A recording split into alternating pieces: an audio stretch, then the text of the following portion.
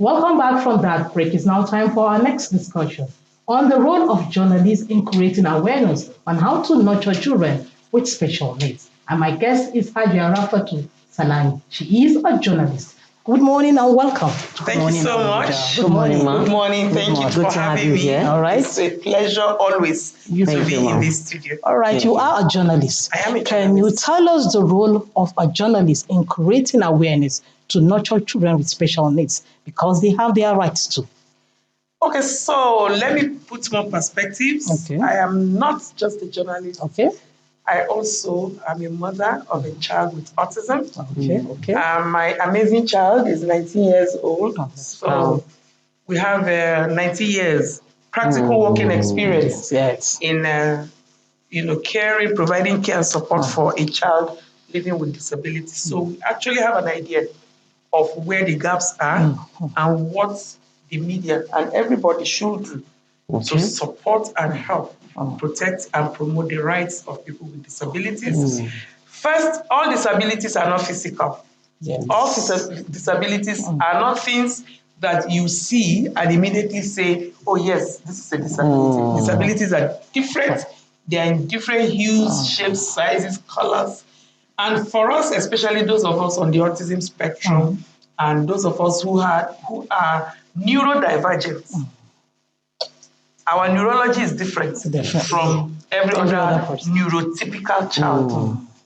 So we are neurodivergent. When you see us, you don't even know we have any problems unless things happen and you expect some reaction and it doesn't happen. So what the journalists should do, what all media houses should do, should be to continue to give the public the right information about these different disabilities. Okay. So let people know that these disabilities actually exist. It will help to reduce stigma and stigmatization. Sometimes, even yesterday, something happened with my son. My son went to pour water in a water closet and didn't flush it. He poured tea into a water closet. And somebody was so upset about it. He followed him. He was so bitter. So everybody just watched silently. We now said, okay, young man, Ahmed, go and do what he asked you to do. This man followed him right into the washroom to ensure he does it. So when he came out, we now called him and tried to educate him. That you were hard on him. But because the reason he's not reacting is because we are here and he's reading my body language. If it was between two of you, he would not be able to go far. This is his challenge. Sometimes some of these things they manifest. So please be understanding. So we need to keep creating this awareness for people to be more accommodating and understanding. Okay. So talking about journalism, and then, so how do you perceive the role of journalists in raising awareness? You mentioned it now, but we want you to elaborate more about journalists, talking about these challenges by parents or by families with children with disabilities. Of course, what we must do as journalists, we're already doing, but we need to scale up. Because a journalist is a person who knows a little about everything. We know so much about everything. But we need more journalists to be more invested in this special field. We need people to specialize in this special field. So it doesn't have to be someone that has a child with that special needs. Yes, we have to have it shouldn't be somebody who, we are moving around bits. Because we move a lot of journalists around bits, but we hardly move those in energy. We don't move them easily. We allow them to stay there for 3-4 years because they are technical. We hardly move people from politics. We allow a political cycle to end before we move them.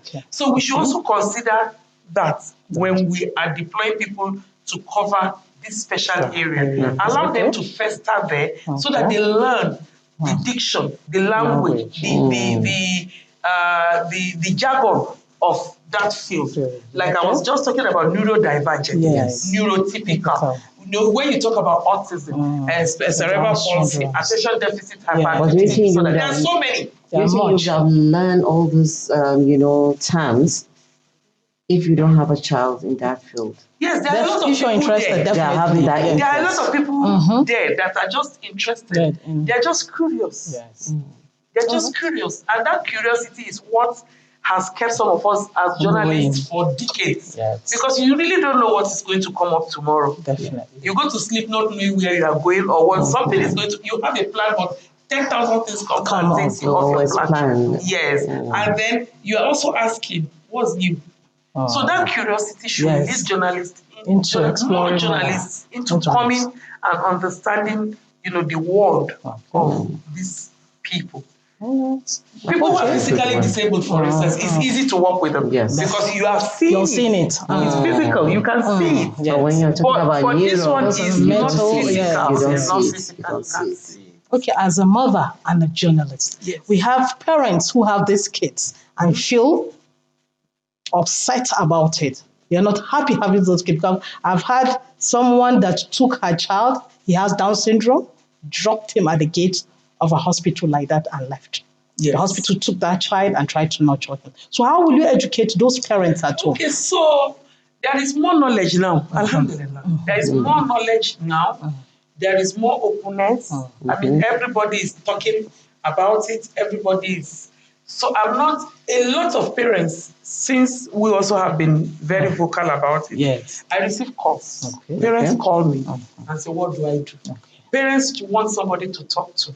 Parents, somebody who will not judge them, who understand what they are struggling with. So we get a lot of that. So parents, I was in a program over the weekend and I told the parents there that they should limit their expectations. Every parent wants a neurotypical child. I mean, when you are pregnant, you are dreaming of your child being a doctor, a nurse, and then once the child is born, you are buying toys, you are trying to see. But for us, the only thing is we are hoping that the child is alive tomorrow. Wow. We want the child to be alive tomorrow, and then probably if he's able to gain some independence, be able to go to toilet, be able to feed himself, be able to dress himself, then we say, oh, we have done well. You understand? But on this journey, not every child will achieve that. Definitely. Not every child, no matter the level of intervention. So we try to make parents understand that it's a marathon, it's not a relay.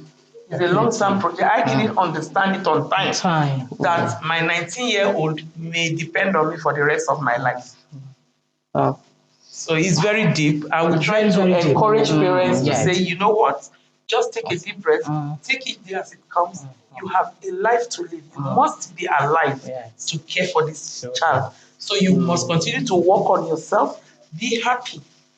Even when the world is showing you have no reason to be happy, but you have to be happy so that you can care for these adorable children. That's quite a lot on a mother. And then trying to put yourself in that shoe. Managing it, nurturing such a child you're not there, to this level. Not understand. Imagine your child is sick, for instance, and all the emotions you go through. For 2-3 days, malaria. All the emotions you go through. So imagine that we have to go through it. When you mention taking care of your child, and this all is already 19 years, and you don't know how long it will you have no idea. So, wow. All right, children are gifts from God, irrespective of their mental and physical challenges. They are special gifts. During this season, how do mothers cope with them? How would they celebrate with them during this season? My God, this is good. What I've always said, and I pray parents will do it, please take your child out. Your child will not get invitation. My child, when he was small, we hardly get invitations because he was very disruptive. He was not organized. I mean, you can scream and scatter this place. So we hardly got invitations. You may not get invitations, but please create your own invitations. Take your child out. Social interaction helps them. So I take my child out at any opportunity I have. So if I don't get invitations, I will take him to all the parks. you know, he will run around, he will play, he will see a different world. Please don't keep them locked in. Please don't. May God strengthen you and help you to take that decision. Thank you for coming. Thank you so much. We really appreciate Learned you a being lot. here. Yes, and thank you. It's quite a journey. The journey, a long journey. It's a long journey. Yes. All right.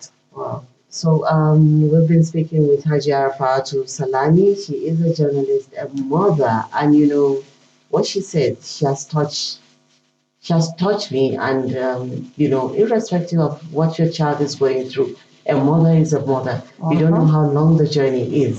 So please, we should all come together, create this awareness, and you know, share the love.